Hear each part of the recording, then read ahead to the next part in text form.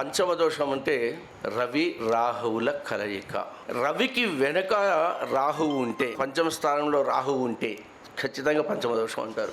శివపురాణములో పద్మపురాణములో స్వయంగా శివుడు చెప్పింది అదే. శివాయ విష్ణవే తుభ్యం బ్రహ్మణే సూర్యమూర్తయ్యే అని. శివుడైనా విష్ణువైనా బ్రహ్మైనా ఎవరైనా సూర్యమూర్తి.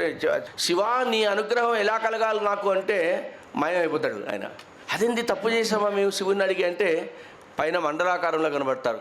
మండలాంతర్గతం రాజమానస వపుషం. కాబట్టి నేనే సూర్యుని అని చెప్తాడు. అందువల్ల Ravi plays a vital role. ప్రత్యక్ష జ్యోతిష నిదర్శనం సూర్యుడే.